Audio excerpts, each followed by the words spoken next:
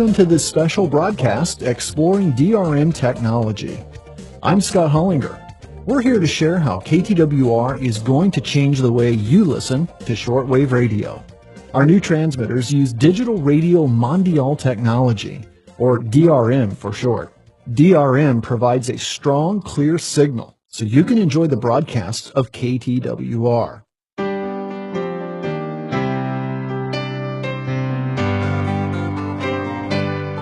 Hi friends and fellow DXs. This is your favorite DX program, DX's Diary, and I am your friend and host Arun Kumar Narasimhan from Chennai in India. This show has been split into various segments, including a segment that provides information about sunspot number, SFI forecast and EI index. The sunspot number this week is 170, SFI forecast ranges from 225 to 235, and EI index ranges from 5 to 14. This week we are dedicating our show to Radio Caroline. As the station marked the 50th anniversary, in August 2024, Radio Caroline broadcast two special shows as a tribute to the Dutch pirate stations marking the 50th anniversary of their closure. Apart from Radio Caroline, some listeners tuned to Dutch pirate stations, Radio Veronica, which wasn't affected by the law. Radio Veronica was a pioneer broadcasting with modest power and was tolerated by the Dutch authorities for many years. However, the early 1970s saw an influx of new stations, including Radio North Sea, together with Radio Caroline, which joined Veronica in broadcasting with high power. More stations began broadcasting off the Dutch coast, causing intense competition, and as tensions escalated, an incident occurred when an incendiary device set the RNI ship ablaze. By 1974, the Dutch government took action, and despite Veronica's efforts to gain public support, they, along with other stations such as Radio Del Mar and Atlantis, were forced to cease operations on 31st August that year. Once again, Radio Caroline defied the odds and continued to broadcast. To commemorate this moment in broadcasting history, on the last weekend of August 2024 at 4 p.m. on Radio Caroline's album channel, Andre van Os played classic tracks from Dutch bands of the era, accompanied by original jingles, commercials, and ad checks from Radio Veronica, Atlantis, and Radio North Sea.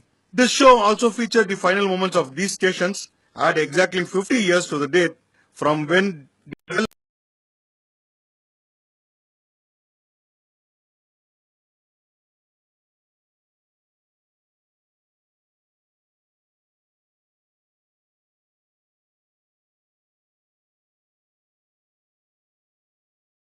1964, Radio Caroline began broadcasting from a ship anchored off the coast of Essex in southeastern England. Moves to outlaw the station were underway within a week, but by the time Radio London, a station with a sleeky professional sound and commercial clout, opened in December, the airwaves of the United Kingdom were cluttered with unlicensed broadcasters operating from either ships or disused marine defense emplacements. Audience figures grew through 1965 as listeners embraced the formula of young disc jockeys and jingles and station identifications imported from the United States, punctuating a top 40 playlist impervious to the needle time agreements between the BBC and record companies that forced the light program to substitute live versions played by dance bands for the real hit records. It was not until July 1966 the Marine Broadcasting Offences Bill began the parliamentary process that would outlaw offshore radio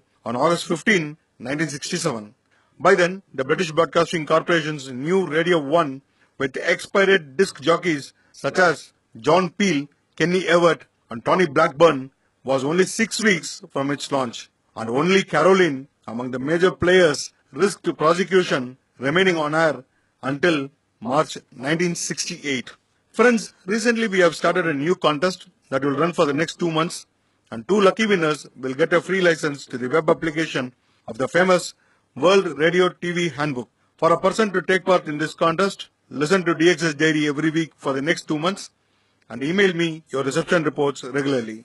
The listeners who mails me reception reports every week for the next 2 months will be eligible for the lucky draw.